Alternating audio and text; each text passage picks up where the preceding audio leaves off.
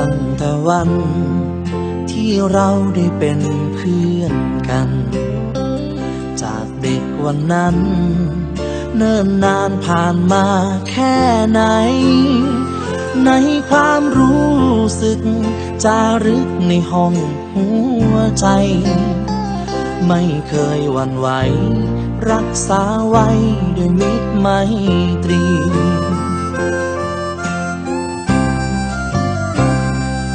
อาจจะมีบางคราวที่เราหายไปก็เพราะช่วงวัยให้เราต้องทำหน้าที่ไปมีครอบครัวมีการงานไปตามวิธีนานหลายสิบปีที่คิดถึงเพื่อนอยู่ทุกวันคำว่าเพื่อนไม่เคยเลือนหายยิ่งจากมาไกลดีใจเมื่อได้เจอกันไถ่ถามทุกสุขเรื่องราวเก่าๆเรานั้นย้อนความผูกพันรอยยิ้มนั้นยังจำได้ดี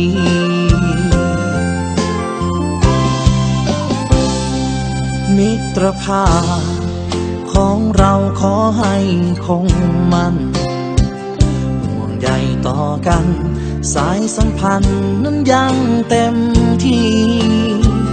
วันนี้เพื่อนเราอายุมากขึ้นทุกปี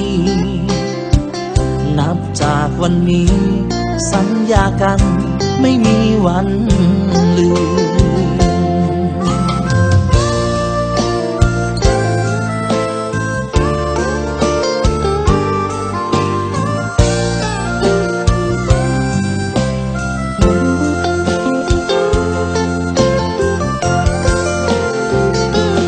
คำว่าเพื่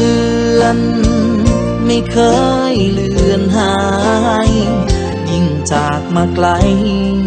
ดีใจเมื่อได้เจอกันไถ่ถามทุกสุขเรื่องราวเก่าๆเรานั้นย้อนความผูกพันรอยยิ้มนั้นยังจำได้ดี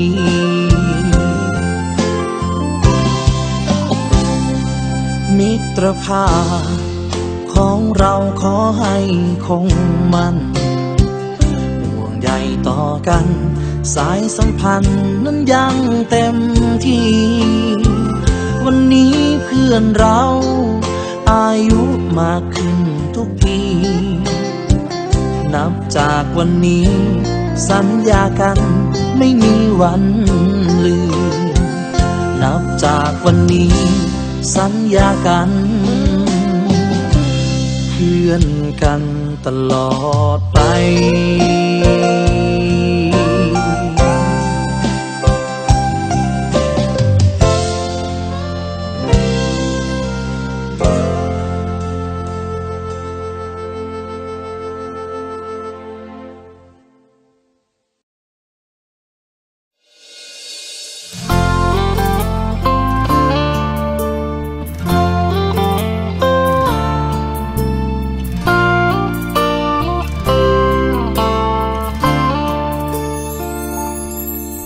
ไม่รู้ว่าเธอมีใครคนนั้นหรือเปล่าคนที่เป็นเพื่อนกินข้าวพาไปดูหนังคนที่ทำให้เธอฝันดีคนที่บอกว่าคิดถึงจังเธอมีหรือยังคนที่เธออยากอยู่ใกล้ๆอยากเป็นใครคนนั้นที่เธอฝันถึงทุกคืนอยากเป็นคนที่ตื่นพร้อมเธอทุกเช้าเรื่อยไปอยากเป็นใครคนนั้นที่เธอให้คำว่ารักอย่างเต็มใจ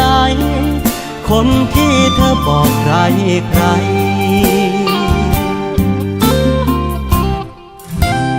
ว่าเราเป็นแฟนกัน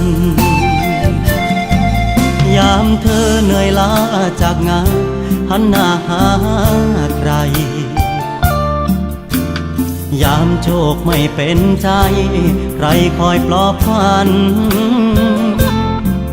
คนที่คอยป้อนยายามไข้คนที่ห่วงใยเธอทุกวันและคนอย่างฉันในวันนี้พอมีสิทธิ์ไหมอยากเป็นใครคนนั้นที่เป็นแรงใจให้เธออยู่เคียงข้างเสมอไม่ว่าเจอเรื่องดีหรือร้ายอยากเป็นใครคนนั้นที่เธอให้คำว่ารักอย่างเต็มใจคนที่เธอบอกใคร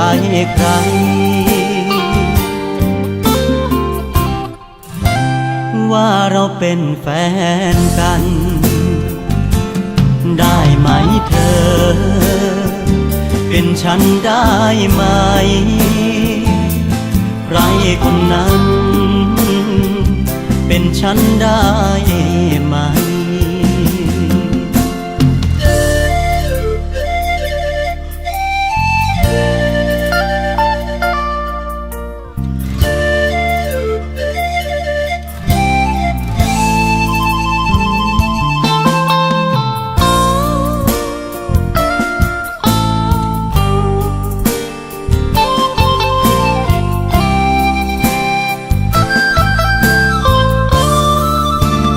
อยากเป็นใคร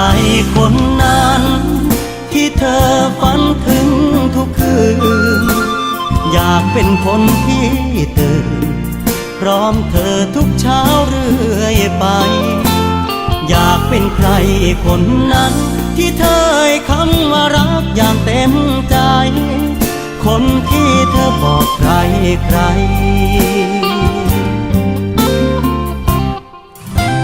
ว่าเราเป็นแฟนกันอยากเป็นใครคนนั้นที่เป็นแรงใจให้เธออยู่เคียงข้างเสมอไม่ว่าเจอเรื่องดีหรือร้ายอยากเป็นใครคนนั้นที่เธอให้คำว่ารักอย่างเต็มใจคนที่เธอบอกใคร